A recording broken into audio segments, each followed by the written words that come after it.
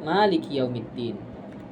Kita bagi menjadi 3. Maliki yaumiddin. Nah, sambungan hadis qudsi tadi, wa idza qala maliki yaumiddin qala majjadani 'abdi wa qala marratan fawwada ilayya 'abdi. Ya. Ketika seorang hamba membaca maliki yaumiddin, maka Allah menjawab majjadani 'abdi. Ya, hambaku menyanjungku. Ya, wa qala marratan, dan di dalam kesempatan lain Allah menjawab fawwada ilayya 'abdi. Hambaku menyerahkan urusannya kepadaku. Nah, terkait kata Malik, kita di Indonesia, ya, ketika kita sholat berjamaah, pasti imamnya membaca maliki yaumiddin, ma-nya panjang, ya.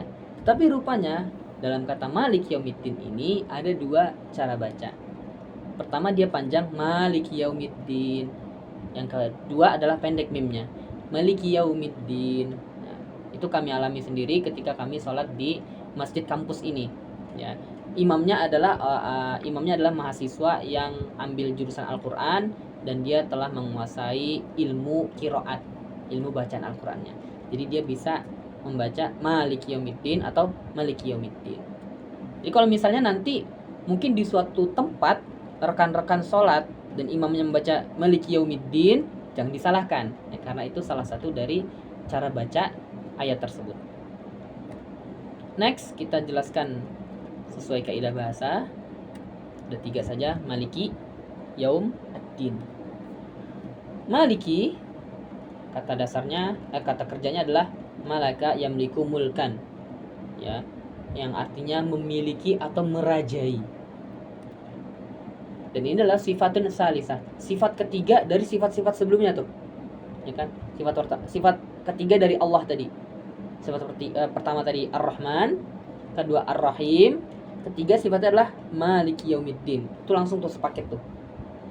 Ya, itulah kenapa malikinya di sini juga berharokat kasroh, karena dia ngikutin sifat-sifat sebelumnya yang sama-sama kasroh, maka sifat yang ketiga pun juga kasroh.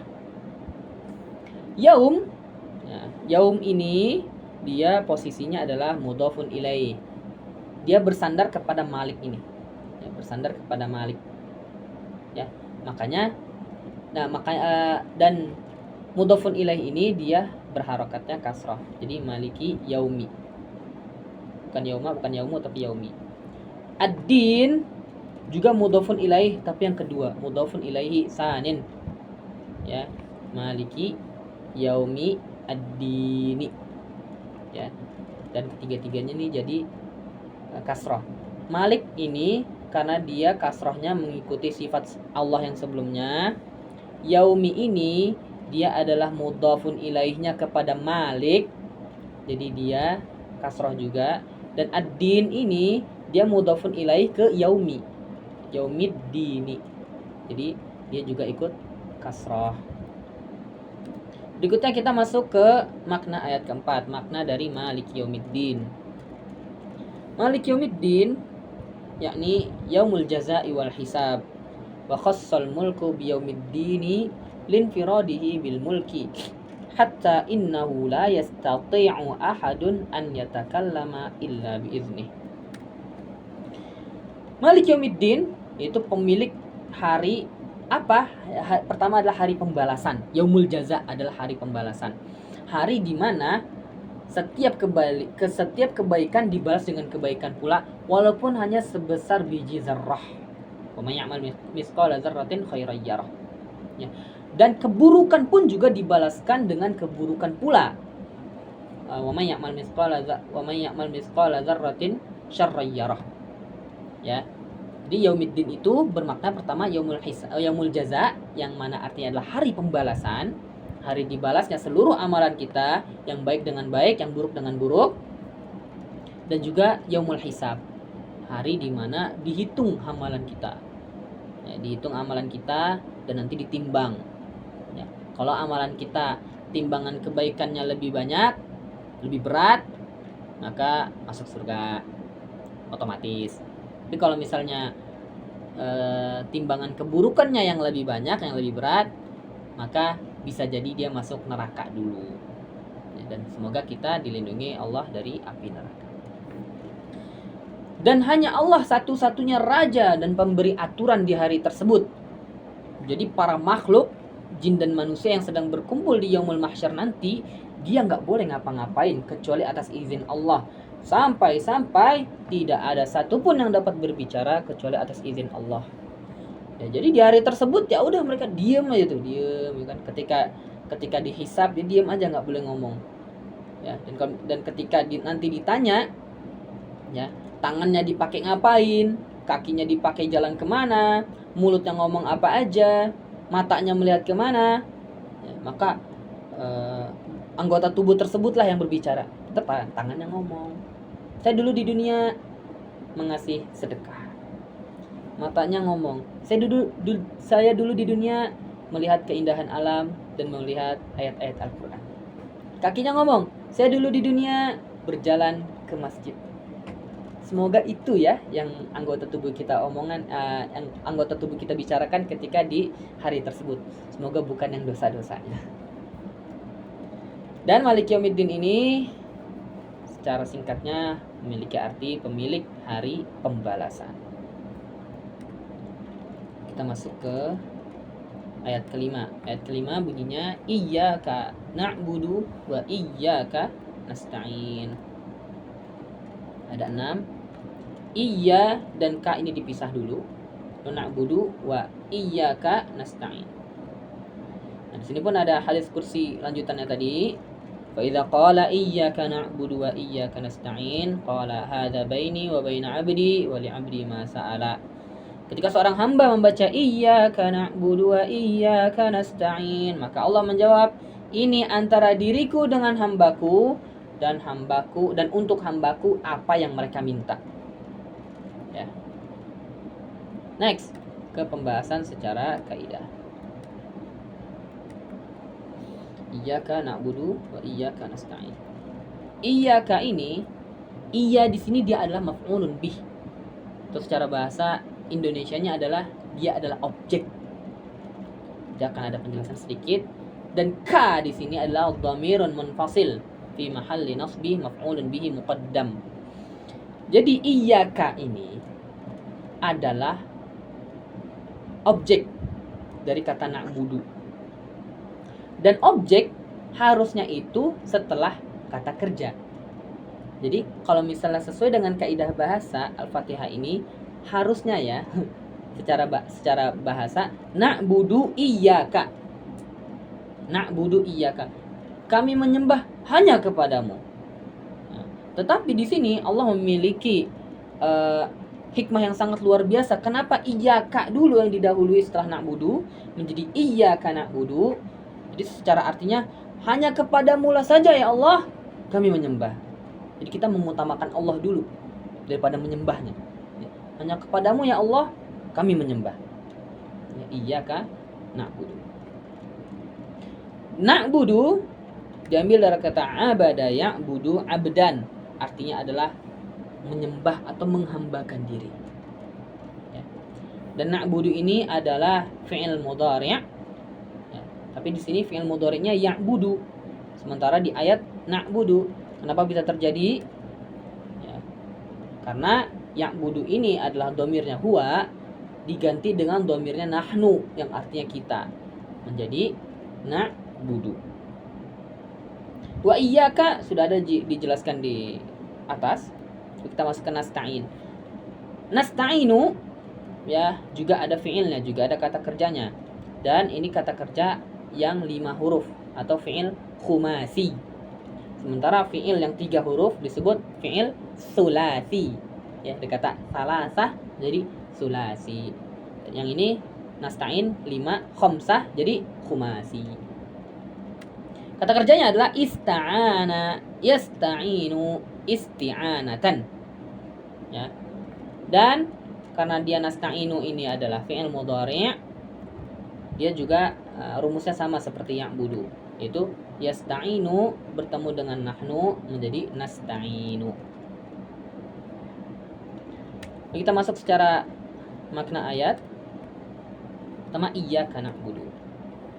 Lughatan bimakna nakhussuka bil ibadah. Amma syar'an ta'atullahi ma'a kamalil khudu'i wal mahabbati wal khaufi. Ya, iyyaka na'budu secara bahasa berarti kami mengkhususkan ibadah hanya kepadamu ya Allah. Sementara secara syariat yaitu kita taat kepada Allah disertai dengan ketundukan, rasa cinta, dan rasa takut yang sempurna. Jadi ketika kita menyembah kepada Allah, kita benar-benar tunduk dengan sebenar-benarnya tunduk kepada Allah, ya, menjalankan seluruh perintahnya dan menjauhi segala larangannya. Dengan rasa cinta yang benar-benar cinta kepada Allah. Ya, kita menginginkan atau kita melakukan apa yang Allah inginkan kepada kita dengan cinta. Begitupun rasa takut dengan sebenar-benar rasa takut kepada Allah. Ya, takut supaya tidak mendapatkan murka Allah, takut supaya tidak masuk nerakanya Allah, dan rasa takut yang wajar yang kita sandingkan kepada Allah Subhanahu wa taala dengan benar-benar takut. Lalu wa iyyaka nasta'in bermakna wa minka wahdaka natlubul auna fi kulli syu'unina. Artinya adalah dan hanya kepada Engkau satu-satunya kami memohon bantuan, kami memohon pertolongan pada setiap urusan kami. Ya. Jadi tadi benar-benar hanya beribadah kepada Allah dan benar-benar hanya memohon kemudahan urusan hanya kepada Allah saja. Maka secara ringkas iyyaka na'budu wa iyyaka nasta'in bermakna hanya kepadamu kami menyembah dan hanya kepadamu kami memohon pertolongan. Di sini tauhid kita benar-benar harus diluruskan. Kalau kita nyembah itu hanya kepada Allah saja, nggak boleh ke yang lain. Dan bentuk penyembahan itu setidaknya ada 3 bentuk penyembahan. Pertama, bentuk penyembahan sujud, ya, dan sujud hanya boleh kepada Allah. Nggak boleh sujud kepada bapak, nggak boleh sujud kepada presiden, nggak boleh sujud kepada raja, hanya boleh kepada Allah. Berikutnya, bentuk ibadah adalah doa.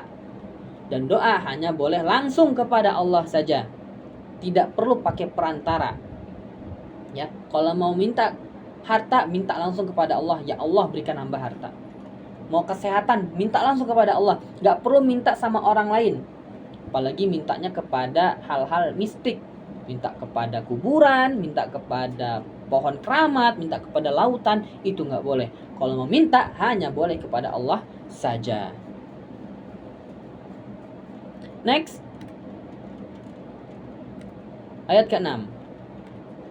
Ihdinas siratal mustaqim. Kita bedah menjadi 4 hal. Ihdina as-sirata al-mustaqima. Ada lanjutan dari hadis qudsi tadi, tapi nanti dia berhubungan langsung ke ayat ke-7. Penjelasan ayat ke-6 sesuai kaidah bahasa Arab. Ihdina as-siratal mustaqim. Ihdi, ya, dia adalah fi'il amr. Fi'il amr itu kalau secara bahasa artinya adalah kata perintah. Lalu timbul pertanyaan, apakah berarti di sini kalau kita membaca ihdinas siratal mustaqim berarti kita memerintahkan Allah? Ya, enggak seperti itu ya. Jadi kalau fi'il amr yang tujuannya kepada Allah berarti bukan perintah, melainkan doa dan harapan. Ya, doa dan harapan.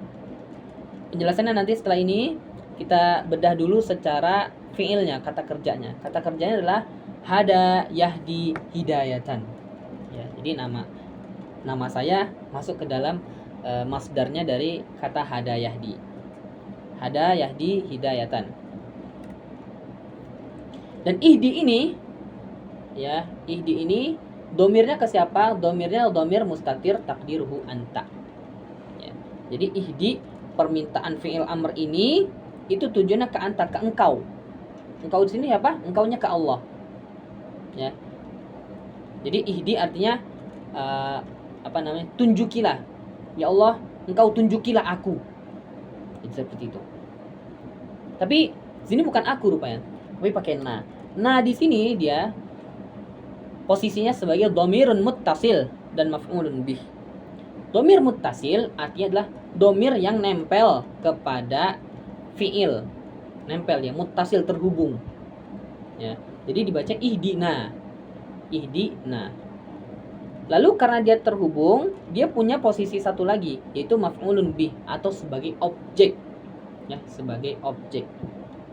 Berarti di sini secara bahasa ihdina, tunjukilah kami. Tunjukilah kami secara banyak, secara umum. Lalu as-sirat dia fungsinya adalah pertama, dia posisinya adalah ismun mansub.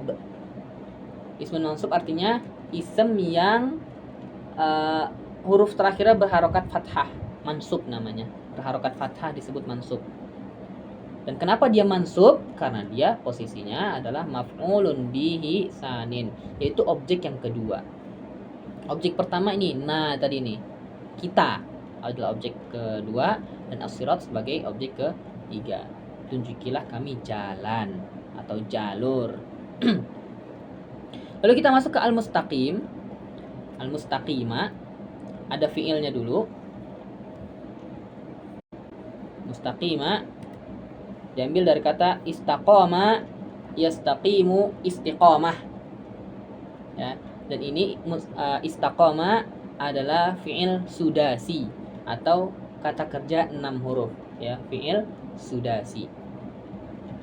Dan dia posisinya sebagai sifatun li as-sirat ya, sifatnya as-sirat. Gimana tadi ya, saya ulangi lagi. Sifat harus memiliki pemilik sifatnya ya. Sini as-sirata pakai alif lam, al-mustaqim pakai alif lam. Sirata pakai fathah, al-mustaqimah juga fathah. Dan dua lagi memang nggak kelihatan ya secara jenis dan secara jumlah. Nah, lalu pembahasannya adalah makna ayat. Ada ihdina, ada as-siratal mustaqim. Ihdina bermakna dullana wa arsyidna wa waffiqna wa yashmilu naw'ayil hidayah, hidayatul irsyadi wa hidayatul taufiq. Ihdina berarti tunjukilah kami dan arahkanlah kami kepada kebenaran. Melingkupi dua jenis hidayah, yaitu hidayatul irsyad dan hidayatul taufiq. Apa itu hidayah irsyad dan apa hidayatul taufiq? Sejujurnya saya lupa, mohon maaf sekali. Tetapi di antara dua makna ini adalah makna pertama, yaitu hidayah dalam menuju atau hidayah yang berkaitan dengan akhirat. Berarti hidayah dalam bentuk ibadah. Kita diberikan hidayah dalam mengerjakan ibadah. Sementara yang satunya bermakna hidayah dalam kebaikan. Ya, hidayah dalam kita menggapai kebaikan dan keberhasilan. Ya. Seperti ini hidayatul taufik, ini yang keberhasilan. Dan hidayatul irsyad adalah hidayah yang tujuannya kepada ibadah, kepada akhirat. Hidayatul taufik kepada dunia. Maka jadi ketika kita membaca ihdinas siratal mustaqim, langsung meminta dua hal, meminta hidayah dalam hal agama dan meminta hidayah dalam hal dunia. Lalu as-siratal mustaqim itu at-tariqul wadih alladzi la wijaja fihi wa yushmilul islam wal qur'an wal rasul. Ya, itu jalan yang jelas dan jalan yang lurus, tidak ada satupun bengkok di dalamnya. Dan jalan di sini yang dimaksud bisa berupa Al-Qur'an dan bisa meliputi Islam, Al-Qur'an dan Rasulullah sallallahu alaihi wasallam. Lalu ketika disatukan, ihdinas siratal mustaqim bermakna tunjukilah kami jalan yang lurus, jalan yang enggak ada bengkok-bengkoknya, jalan yang jelas ya, dan ada hidayah di dalamnya.